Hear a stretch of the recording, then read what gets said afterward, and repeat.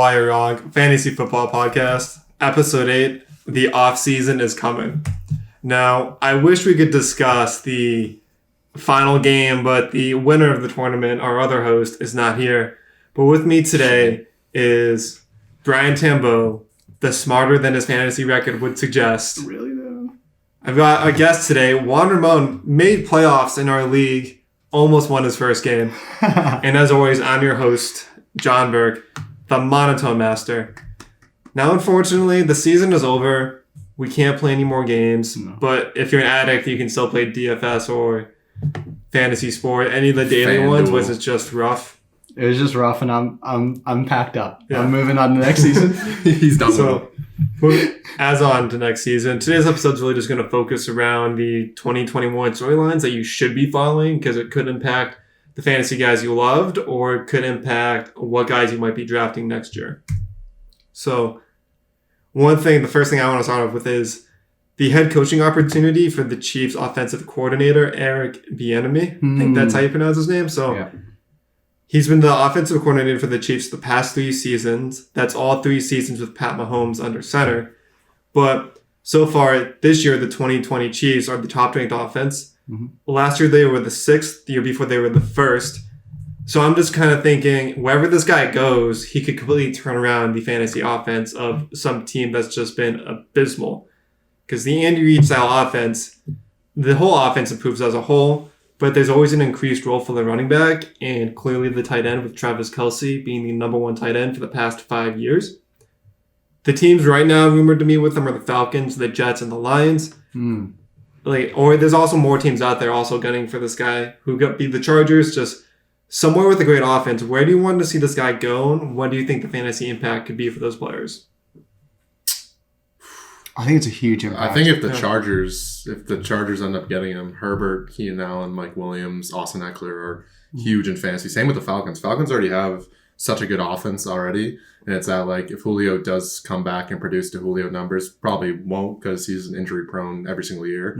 But that still helps out maybe like a Todd Gurley, Brian Hill, but most importantly, Calvin Ridley, and maybe even Hayden Hurst is actually relevant this year as a tight end. Right. Also, if he goes to the Lions, they re-sign Kenny Golladay. Golladay could get a bump.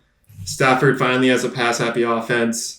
And then your boy, TJ Hawkinson, gets a nice bump too. Yeah, well, both Golladay and Marvin Jones are free agents this year, so it's like, will they keep one or are they just going to dump both and rebuild because Stafford could be gone too? So, because Stafford's contract is through 2023, but the team could move on in a trade if they really just want to rebuild. Yeah, I love Eric Bieniemy. I think he's probably one of the better offseason hires that'll happen this season. I don't think he gets enough credit. Black African-American coach. Love the diversity. Love him representing. And I'd love to see him get a really good opportunity. I don't know if the Jets... I mean, I want to see the Jets go back to the glory days of when they were, top of the AFC, battling it out with Sanchez, Mr. Butt Fumble himself. But could he turn around that franchise? Absolutely. Is the utilization of the running back more of an Andy Reid thing? I don't know. As of now, I think that they're gonna probably draft a running back in the first few rounds, right? I mean, Frank Gore's not gonna be carrying. Yeah, they're supposed to take that offensive lineman from where is it, Oregon maybe? It's supposed to be very, very good, and then after that it's gonna go Fields. But who says that Fields doesn't win the national championship? And they just say screw Sam Darnold and they take Fields at number 2. Whoa, that could happen too. That would be unreal. Yeah, it's a possibility out there. I think honestly, I could easily see him going to the Chargers. Because I think that Hunter Henry, those receivers, that'd just be a great possibility. And also to go against his old team to prove that he was part of the reason why the Chiefs were so good, to take the opposing team and go against them. But wherever this guy lands could be fantasy gold for future players. Yeah, totally agree. Yeah. So, Brian, one of your points you want to bring up, who's going to be Rookie of the Year and MVP for the league?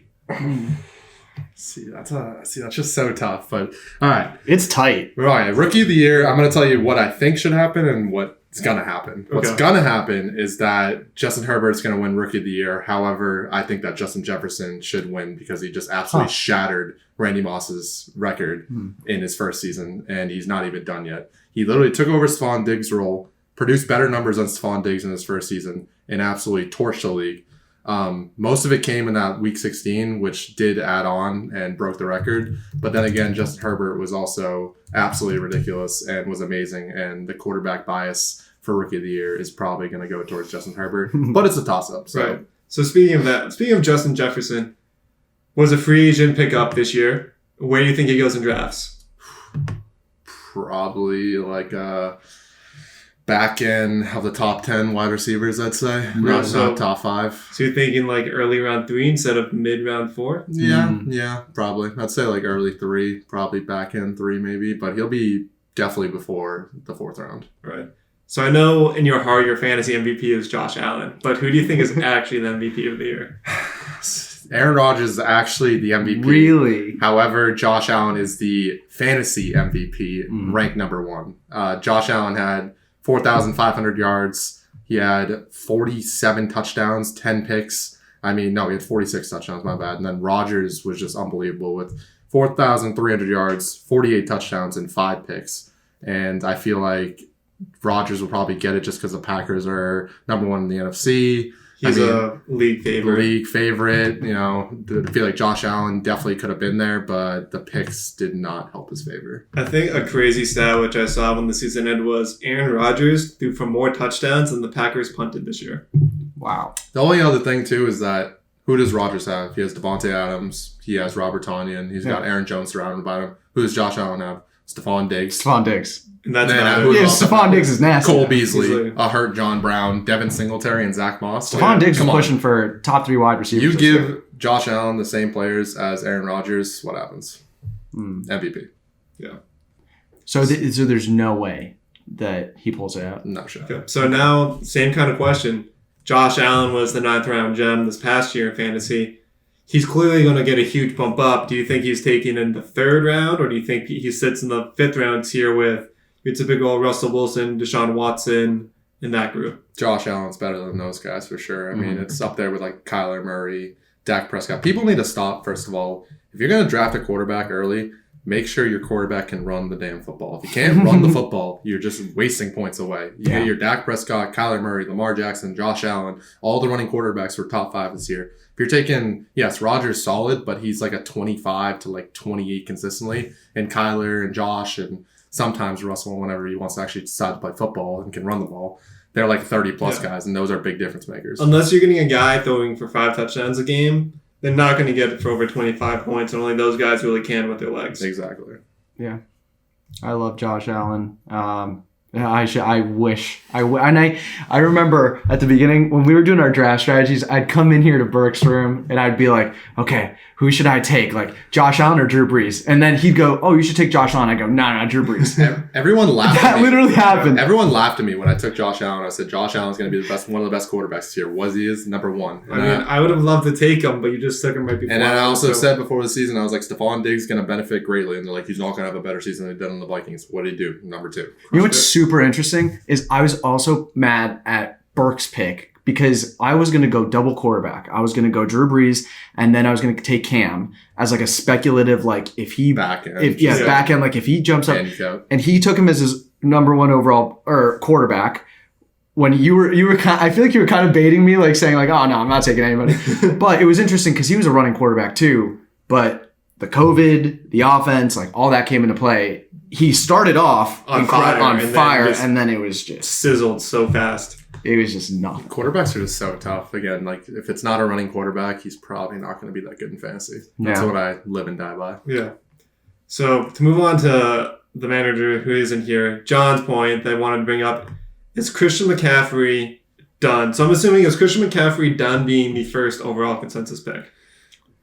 No. If I get the first overall pick next year, I will take Christian McCaffrey. That man came back from injury and dropped 34 points in a single game. Expect him to do it again as long as he doesn't get hurt. Right. I think that's the general idea, but because the 3 games he played, 23 points, 27, 32. So, like, even though the team is now in a quarterback purgatory again, because it seems as they're moving on from Teddy Bridgewater, it didn't affect Christian's performance when he was dealing with Kyle Allen for a full year, was still crushed it. But I think now the question is, do you have to make sure you draft his backup in round 8 or round 9 like you typically do with Dalvin Cook? Yeah, I mean, you're going to have to, if Mike Davis stays around, I don't know what his plans are for 2021, but if he stays around, then yeah. He's going to Disney World. He's going to Disney World. That's what he's doing. I'd take Christian McCaffery number one. For me, I think it more matters what they do with the quarterback too. I'd like to see someone solid in there. I don't know if they draft a QB this year, but regardless, he's just ridiculous. I'm also seeing Jonathan Taylor go number 3 in some draft picks for next year, and if you take Jonathan Taylor 3rd, I will laugh at you for years upon years upon years. It's going to be interesting because he did finish pretty high in season. I can run for 254 yards and 3 touchdowns and pack my stats on the end of the season too. Yeah. All right, one. Your big point was the quarterback decision in New England. It's made clear that Cam Newton's on his way out. So is it Jarrett Stidham? You have the 15th overall pick, but the problem is at least 3 teams in front of you are potentially going quarterback in the draft before the Patriots. Here are your free agent quarterbacks of 2021. Let's hear it. It's so bad. Mitch Trubisky, Jameis Winston, Andy Dalton. Oh, no. Or maybe it seems like the Falcons or the Lions are trying to trade their veteran quarterback that maybe the Pats make a trade for. I don't see it happening, but what do you think is going to happen in New England? Lions, Patriots connections? No. Little Matthew Stafford action in New England? What's going to happen is we have the 15th overall pick, 15th. 15th, yeah. We have the 15th overall pick, and we're going to take Mac Jones. Just Mac Jones? Really? That's what the mock draft is saying. Roll Tide. I will take Mac Jones any day of the week. If the Pats take Mac Jones, they still don't have any offensive people. Like, is there any fantasy value on the Patriots? Yeah, there is. There wasn't this year because the Cam experiment didn't work.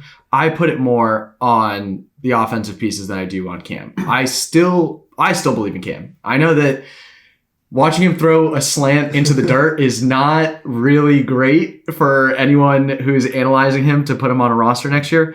But the New England quarterback finished with like less than 10 passing touchdowns on the year. Yeah, that's true. No, I don't think Jarrett Stidham is the answer. I don't know if it's the confidence. I don't know what it is, but when I watch him step out on the field, he just doesn't have it. You can tell, like you can tell, even in the days of I hate to bring up Brian Hoyer, but like Brian Hoyer steps into the huddle and can still command the offense, right? He's never going to be a starter. Ryan Fitzpatrick, all these people that they can be plugins and they can hold it together for a little bit. Jarrett Stidham can't even hold it together for a little bit. Right. This man comes in, throws an interception, a pick 6. Tom Brady has to tap him on the shoulder when they're 40 points up, and be like, "Take a seat." Do you know what Jarrett Stidham did accomplish? He crushed me. He crushed you? He crushed me. Well, this is going back to I lost the championship game to John for the people that haven't realized this yet, but I was up by about 2.5 points. All I needed was Cam Newton to stay in the game. Jarrett Stidham comes in, throws 2 passes for 30 yards to Jacoby Myers, and then I lose by like 1.5 points. That's worse. And then takes a sack to the Bills defense who I was playing against. So then, even if the Patriots scored 1 more point and the Bills defense lost 3 points, I still would have lost by 0.04. So brutal. That is brutal. Yeah, we'll see what happens. I don't think Cam's coming back. I wish that we did get a full Cam season with some offensive weapons. I don't think he's coming back. I think Jared is out. Or he'll stay on the roster, but he's not going to be the starter. So I do think we'll see someone new under center for 2021. The bright spot is that we have $60 million in cap space, which is top 5 in the NFL. So we're going to be signing a lot of people in the offseason. And we won 7 games this year with a terrible team. Sure. Give us $70 million, and what happens next year? 10 wins? I hope. Let's see. You have a quarterback, though. Yeah, let's see who the quarterback is first. Is there any chance that the Jimmy G rumors are true? I hope not. You don't want that? I don't want that. It's been so mixed about people wanting Jimmy back or him gone. Well, as an outside perspective, not a New England Patriots fan, what do you think? I just, the thing is, I don't think Jimmy G is the answer. I think Jimmy G is a good system quarterback for a talented offensive coordinator, and that's what you saw when they went to the Super Bowl. I totally agree. Yeah. I think bringing Jimmy G back, you get the same kind of season that you got with Cam Newton, where they try to tailor the offense to his skill set, but the pieces aren't there for him to manage the game, then they're going to get nowhere. Jimmy G threw for 150 yards in the Super Bowl. He's just not the answer. He's not the quarterback. Speaking of a team that might be getting a new quarterback next year, there's speculation that Drew Brees might actually will retire at the end of this year. 11 fractured ribs and a collapsed lung at 41 years old will do that to you. But so the thing is, does Taysom Hill take over or do they go to Jameis Winston? Before we go there, I just want to apologize to Drew Brees if you're watching.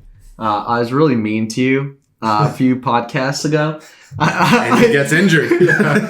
and I was just really mean to you. But if you do decide to retire, I think that's the right choice. I just want to give this man a, you have been one of my favorite quarterbacks since I was watching as a little kid, and good luck to you. But please do not play next year because I'll probably want to draft you. Who are Taysom Hill? Taysom Hill or Jameis Winston. They should go Jameis Winston. So Jameis tends to mean more points for the receiving weapons because he throws the ball to the other team a few times and has to come back traditionally. He's 30 for 30, not talking about the ESPN document. Yeah. He's 30 for 30 in touchdown interception ratio. And then the thing is, Taysom Hill's skill set leads to a more hybrid run pass approach that is less predictable for fantasy. The thing is, I think players that this has a huge impact on that typically go in the first round is now Michael Thomas and Alvin Kamara. Interesting. This run quarterback approach, like I don't think it works for more than a season. I think it initially catches defenses off guard because it's hard to plan. But when you have a full season of tape, you saw the drop off with Lamar Jackson. It's the same thing. Mitchell Trubisky, he's more of a dual threat, but someone like Taysom Hill, where it's mainly a running attack. And we could maybe talk about Philly and like that quarterback situation, but I see the same thing. I don't see Taysom Hill in a full year having much success with tape on him. I agree with that. And you know what's crazy is that they are last in cap space. They are actually $88 million over in cap space. And even if Drew Brees retires, they're still $55 million over in cap space. So they're going to have to either cut, trade. They're going to be so bad next season at Brees. I'm not kidding. Like, they're going to be awful. And you're going to hear it here first because they have to dump so many different guys. How bad? It's very bad. It's like, I'm talking about like 6 wins next year. No way. Yes. Can we write that down? Write it down. Bold take. Watch it out. Okay, so here's a fantasy stat. So not including the dumb championship game that Kamara had where he ran for 6 touchdowns. With Drew Brees, he averaged about 22.9 points per game. When Taysom Hill's under center, he only averaged 12.9. So, like, there's talk that, like, you'd want Kamara maybe pick 2, pick 3, but if Brees isn't there and they don't replace him with a similar style quarterback, I don't know if I'm taking Kamara that high. How far do you see him falling, though?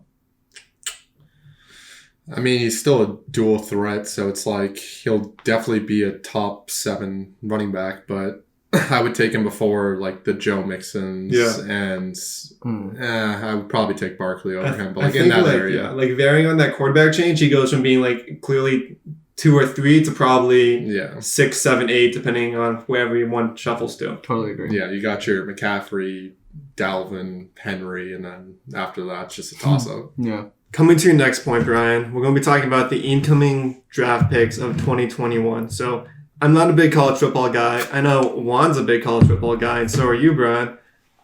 So we all can assume that Trevor Lawrence is going to the Jags.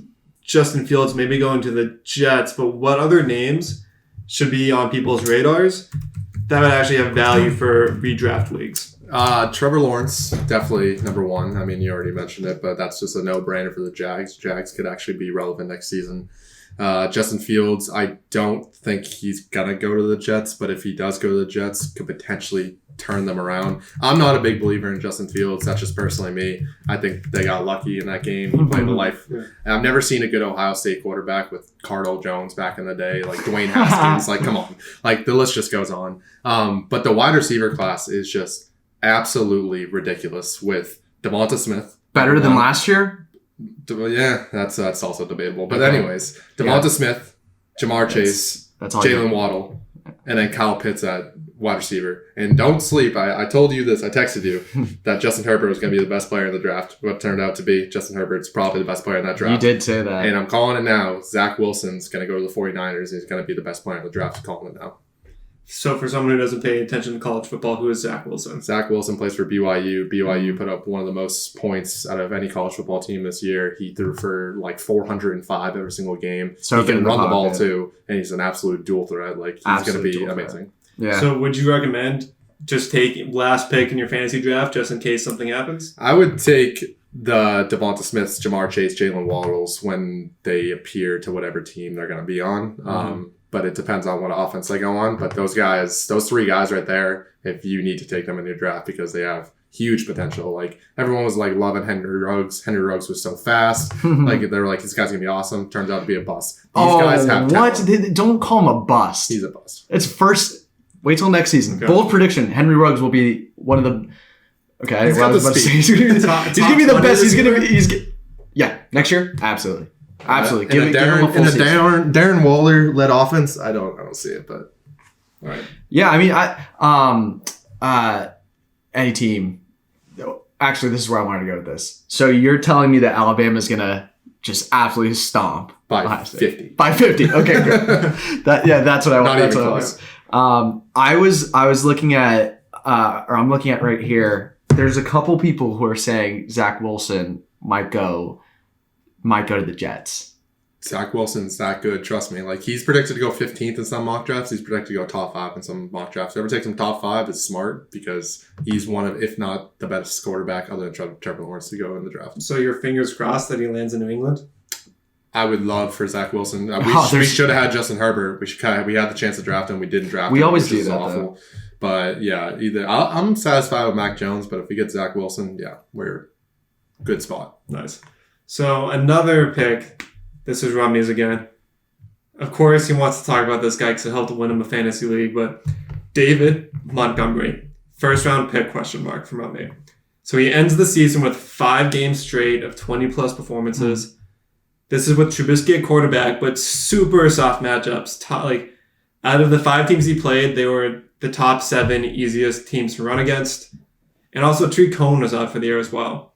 Of the other games, he averaged about 10.6 points per game before his blow-up. Finished the year as the RB6 because of those last 5 weeks. Where do you see David Montgomery going in draft next year? Are you scared of the Bears offense? Yeah. No. You are scared. No.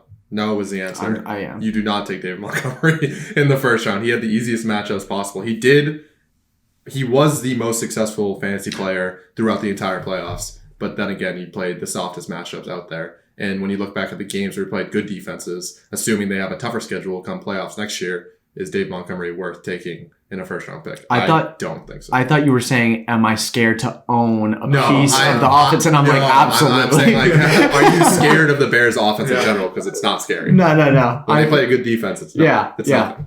I think Brighton High School down the street has a better offense. Here's the thing about the Bears' offense. With Nick Foles, they just didn't have any fantasy relevance whatsoever. Only with Trubisky did David Montgomery actually do well. The beginning of the season, the games where Montgomery was doing all right was when Trubisky was still the quarterback. Also, Allen Robinson is a free agent going into the season. There's no way I see Allen Robinson staying at another place with an awful quarterback. I see him moving on to somewhere with an actual starting quality quarterback. He deserves it. Yeah. Maybe Jacksonville.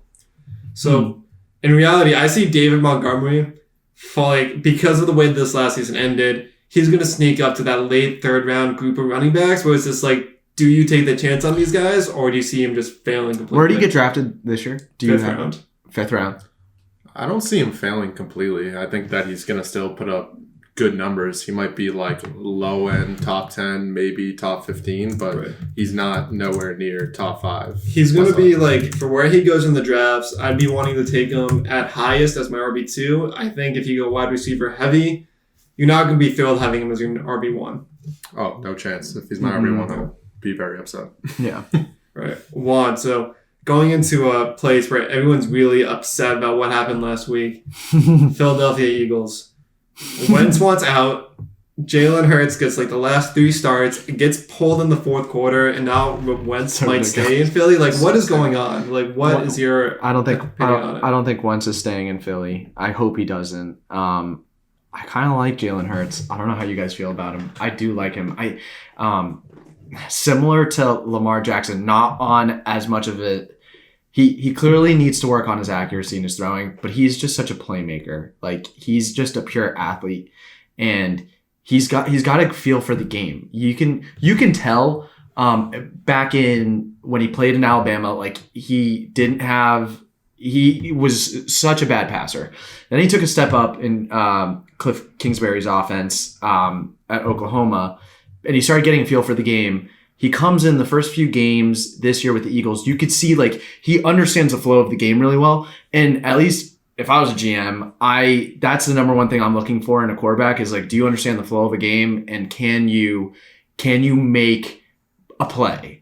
Not necessarily like, can you throw it 40 yards down the field accurately, but can you just make a play? And there's this one play that just stands out to me where the defender just, like, swiped down and he like fumbled the ball, and he picks it up, spins out, and then still completes it for like a 6-yard gain. But still, I think the Philadelphia Eagles will be really smart to try to build a team around sort of like a Raven style offense and see what they've got going into it. Not you put yourself in one of the worst positions of all time that any franchise has been in giving Carson Wentz just one of the most ridiculous quarterback contracts I've ever seen in my life for your return on investment. So you kind of have to salvage it. And if anything, I think you're going to sell more tickets if COVID's not a thing, but you're going to get more people invested into the Eagles offense if you have Jalen Hurts under center. I mean, the league's turning to, like, Jalen Hurts style offenses, Lamar Jackson, again, Kyler Murray. It's like we're losing the guys that we grew up watching, like Drew Brees, Peyton Manning, Phillip Rivers might be gone this year. Tom Brady might be gone in 2 years. We're going to this new type of offense because it's so much more dynamic, and you can't, like, adjust to it. You don't know how to, adapt to this new whatever style offense that they're running. And also on top of that is that the Oklahoma quarterbacks, Baker Mayfield showing up now, Kyler Murray showing up now. Jalen Hurts showed up for 3 games. What can he do in a full season? Totally. For me, when I look at Jalen Hurts, the entire Eagles offense just felt like there's more life to it. Like, the guys wanted to play more. They got the young talent in. He's making plays.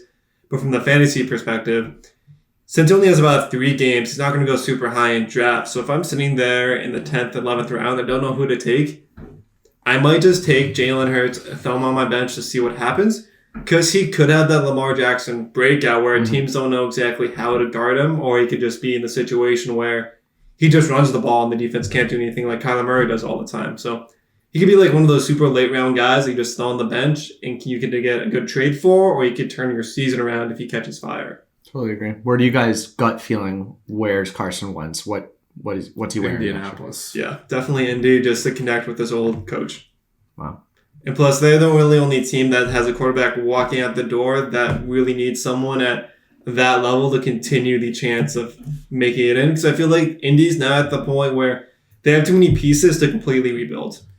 Top 4 in cap space next year, by the way. Actually, number 3, the Colts. So they have $68 million next year. Do you know who number 1 is? The Jags. $83 million. Oh, wow. And then Jets number 2. Yeah. So this decision kind of only affects the dynasty leagues, but one thing I kind of want to talk about is Dak Prescott's situation. The thing is, will he resign? I feel like they most likely will franchise him again. I don't see them actually coming to a long-term contract because they couldn't last year. But 2020 showed how vital Dak is to the Cowboys offense. For me, like, if Dak stays another year, I'm okay drafting maybe Amari Cooper and Zeke Elliott late in the first, but if they don't get a long-term deal, if I was in a dynasty league, I'd be trying to move on from my Cowboys pieces immediately. Yeah, I mean, the Cowboys year after year after year after year come in looking so good and disappoint year after year. Yeah. So, I mean, yeah, Dak's going to be solid. I mean, you ask Aiden, he's going to go all day about how good Dak Prescott is. But at the same time, it's like the Cowboys just don't have it. They've never had it. It's like, I don't see that coming anytime soon. One thing people forget is that when Zeke came into the league, people had to figure out how to also deal with Dak Prescott because it was the same year. And that's when the Cowboys offensive line was still the top offensive line. Yeah. Now, 4.5 of those guys are gone. The only one left got injured twice this year. Zeke doesn't look as great. Dak's been banged up and figured out how to defense against. Like, it's not the same appealing Cowboys offense from 3 years ago. I kind of want to talk about Zeke too, but Dak Prescott, I'm just reading here that he averaged 422.5 passing yards a game. Wow. Yeah. 4 weeks into the season, and that's what he was averaging. He looked good. He looked real good. I almost actually made a trade for him with Aiden. And I'm glad I didn't, because then his leg literally fell off. But I mean, Amari Cooper, I thought was thriving in those first few weeks. He was really coming alive as number one receiver finally. Like, you always knew like he had it in him, but it was in those first 4 weeks, like he was dominating. And then just nothing. So I trust Dak Prescott personally, but I've never trusted the Cowboys themselves, like you're saying. And my biggest question is like, what is wrong with Zeke? Like, I understand pass or run blocking is huge. Like, I think there's another stat that says something like, if you have great run blocking, then an average running back will get you like 5 yards, or no, will get you 8 yards. But if you have terrible run blocking and a great running back, he'll only average you 4 yards. Why do running backs not get paid? Because you can take an average running back and put him in a good offensive line and still produce. Why pay a running back when he has the potential to get injured, when you could just sign a Benny Snell in a top-tier offense and he'll produce? Or you could just call this whole situation the Tony Pollard experiment. Exactly. Interesting. So that's your boy, or was your boy, Zeke, but are you off on him? Oh, I'm off on him. I think he's awful now. I think without that offensive line, again, like you're saying, 4 out of 5 of them are left, like, he's just not the same guy anymore. Yeah. Like, he's banged up now. It's a couple years in. Like, Zeke's not a top 10 back. I think you're throwing out some bold stuff. Serious. Yeah. So, some more bold stuff to talk about. So, we can all see Trevor Lawrence going to the Jags, but Brian, what is the fantasy relevance of Trevor Lawrence to the Jags? Like, how does that work with the pieces there? Well, again, with the cap space, they're going to be able to sign a lot of people. The Jags are good. He's waiting for me to talk about DJ Chark. I'm going to talk about DJ Chark. DJ Chark might be relevant if they keep him around, but I also think that they might re-sign Allen Robinson back to the Jags. Also noted that Zach Ertz is a free agent. They might sign Zach Ertz too. And then to cap it all off, to be the full complement, they have James Robinson too, who's going to be elite next year. Like, very, very good. Like, top 10. Better than Zeke. 100%. So I think he'll have a good season, but they need a little bit more just to be like a 9-win team, maybe. Does Trevor Lawrence come out and set the league on fire, or does he have like a slower, more developmental year? I think the stats are going to be there. I don't think the wins are going to be there. Okay. I think the stats will be there, though. So similar to like a Cincinnati situation? Like a Joe Burrow. Joe Burrow situation? A little bit better, but yeah. Like, I wanted to ask, is he going to have like a Herbert season or a Tua season? Oh, Herbert, Tua is so bad. I can't. I'm sorry. It's his first year. Ryan Fitzpatrick should have been the quarterback. Tua is just awful. It's his first year. Yeah. Just give him some time. Speaking of going to the second year, Joe Burrow year 2. What do you see happening? He had a promising first season that got ended shortly due to leg injury. From what it seemed, T. Higgins is the new hotness at receiver. Yeah, he is. AJ Green feels like he's the new Larry Fitzgerald of the league. Yeah. And what's this like impact on Joe Mixon? At least he's back. Yeah. Joe Mixon, I don't know, man. It's unknown like how the season would have played out because they both got injured. Right now, Mixon's best fantasy season has been his second year back in 2018. Had 1,100 yards and 8 touchdowns. He broke 1,100 yards last year, but there's literally at the end of the season, like if you took Joe Mixon last year, you were miserable and you probably out of playoffs by the time he caught on fire. And you took Joe Mixon again this year, you probably also didn't make playoffs. Right. And that's why I traded. I made the championship with Joe Mixon, just to let that be known. Okay. You did? Yeah. Where? I had Dalvin and Montgomery. So. Wow. Yeah. The reason I traded for Gibson was because I looked at that end of the year, 2019, last 4 games, and I was like, whoa. And I remember he was running hard. He was like, he's just a pure athlete. And he's one of those running backs that I don't want to say can take the wear and tear because he gets injured all the time, but like he can get hit and then he just runs harder. And so I was like, I need to make a big move if I want to if I make it into playoffs, I'm going to get crushed, which is what happened. But I'm like, if I need to have a guy who can spin it around like that. And so I locked in on Joe Mixon. This is now the second year that this has happened to me though with Joe. So I don't know that I can go back to him for a third year. But that offense itself, I want a piece of that offense. So I'm not going AJ Green. Tyler Boyd. But Tyler Boyd, T. Higgins, like maybe even Joe Burrow. Would you rather T. Higgins or Tyler Boyd next year? T. Higgins. Tyler Huge. Boyd. No. Who goes T. Higgins is a in drafts? Big boy. Who goes higher in drafts? Tyler Boyd. Tyler Boyd will go higher, but T. Higgins is 6'5". T. Higgins is very good. Hands like a freaking and I think NBA football. I think player. Joe Mixon is good. It's just like, do you want to risk? I think he'll be so discounted in drafts. Like I think he'll be like the 12 to 10 back, and you'll be able to get like a good deal on him. And he has potential to be an RB1. If I can get Joe Mixon in the back of the second round, I'd be happy. If I have to take him at the top of the first round, I'm not going to feel good. I think those days are.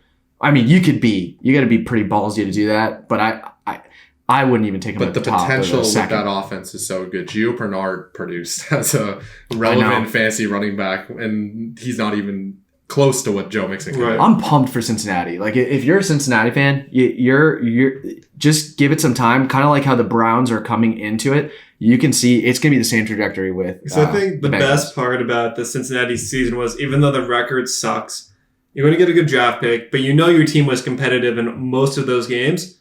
And when they beat the Steelers, they had more wins against above 500 teams than the Steelers did, with the Steelers being undefeated, almost undefeated at that point. So, Steelers. Yeah. Wait, what do you think happens? What do you think happens first round of the playoffs with Steelers, Cleveland?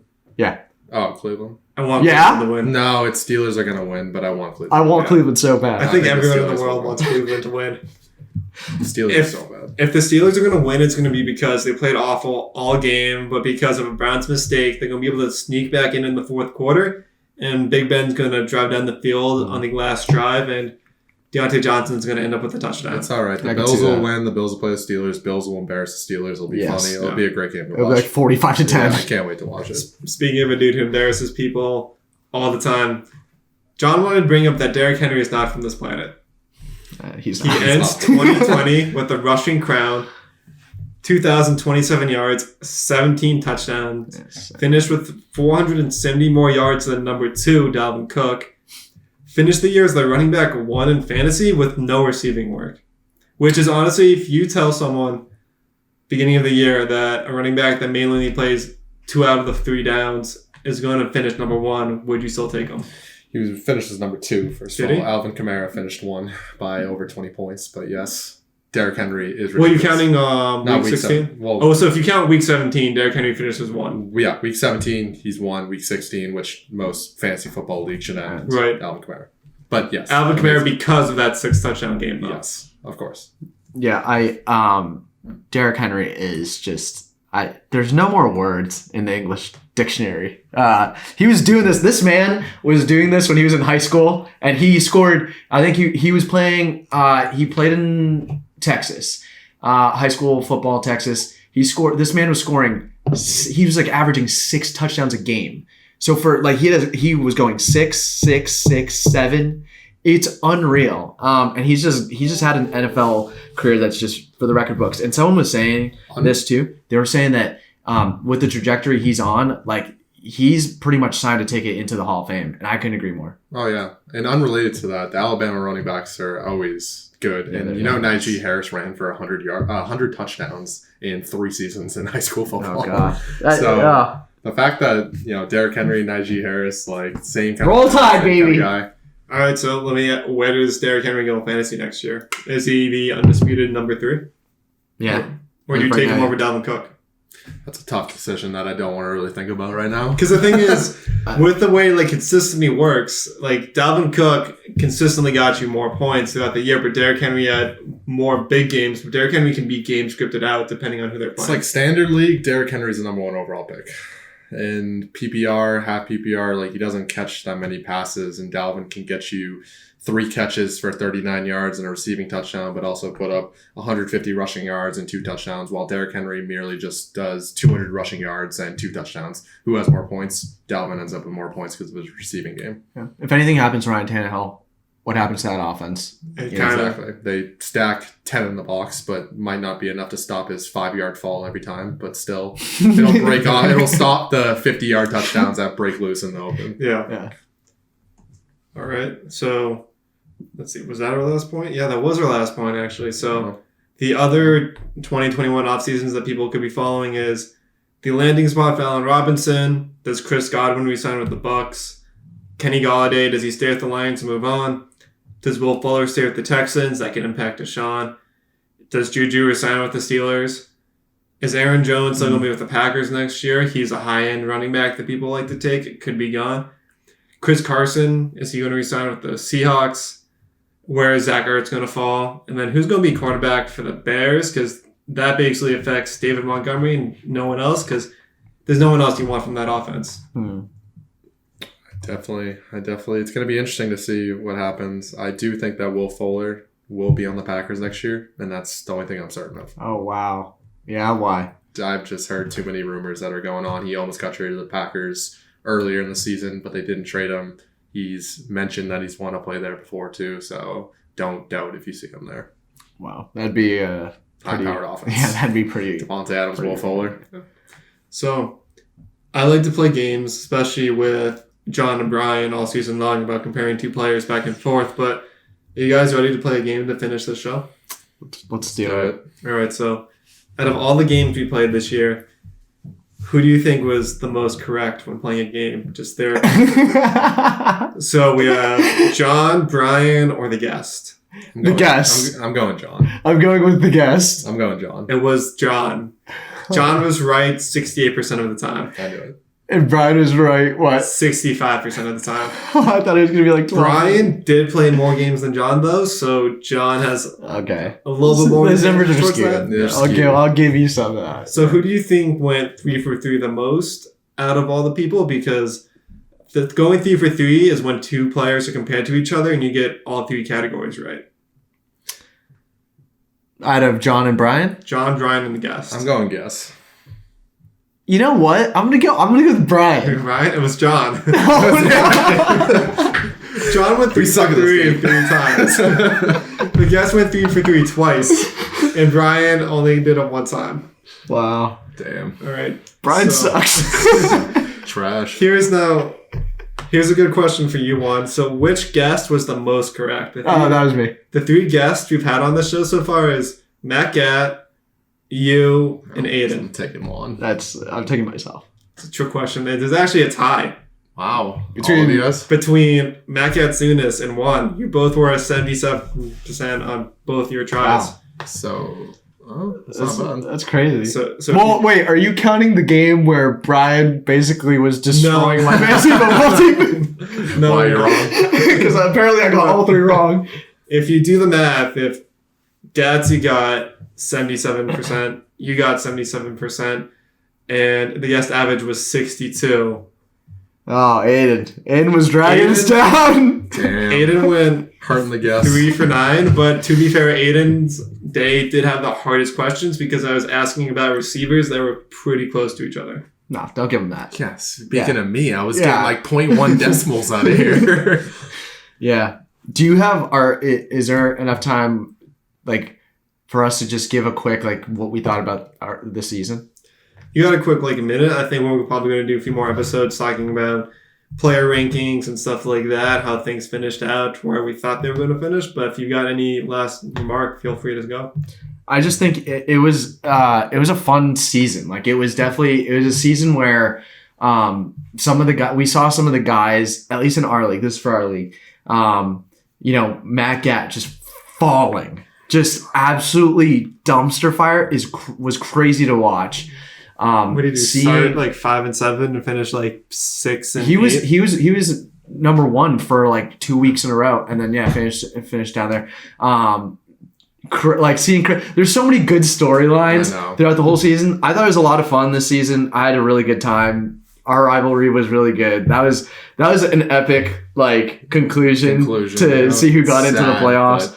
But I'm definitely excited for next season. My draft strategy, I think I mentioned this before, it's going to be totally different going into next year. But I'm excited because what I'm hearing is that we're going to be implementing a lot of new different type of things, maybe a little bit more money, maybe a little bit different rules, maybe we kick a couple guys out. I don't know. Maybe we get a commissioner change because clearly the current commissioner was not on top of it this year. Yeah, maybe. Yeah, no, it definitely was a good season. Did you have fun? I had fun. That's all that I did matters. have fun. What I didn't have fun is that I scored the most points in the league in playoffs and didn't make the playoffs. So throughout 14, 15, 16, I scored the most points to look it up. Oh. What's more frustrating to deal with, the fact that you scored the most points in playoffs and didn't make playoffs, or scored the most points all year and then only scored like 88 points in your playoff game? That's tough. Yeah. To go from scoring Yeah, I 190 1 week and 3 weeks Both are later, pretty awful you get 88. scenarios. Yeah, that's. I would have to go with that one because. Are you talking about Chris? Is that Chris? Oh, yeah, it's Chris's team. Yeah. I don't know. If I'm Chris, I don't know how I live with myself right now. Well, he's got the Steelers boys. He had Claypool and Juju let him down, so. And Todd Gurley. Oh, God. Don't even get me started on Todd Gurley. So Todd Gurley is going to be a whole nother episode at some point. I'll talk about 2 hours about Todd Gurley. All right, but as the time slowly ticks down, we're just going to wrap this episode real quick. So make sure to like, subscribe, and share. Helps grow the channel. If there's things you want to hear us talk about, leave them in the comment section below. And it's never too early to start working towards the next year. Just kind of keep up with news stories once a week or once every 2 weeks. Just stay familiar with guys because the rest of the league might not. You could steal them in the draft and no one pays attention to them. But as always, cheers, guys. To Antonio Gibson. Who should have been the fantasy MVP this year?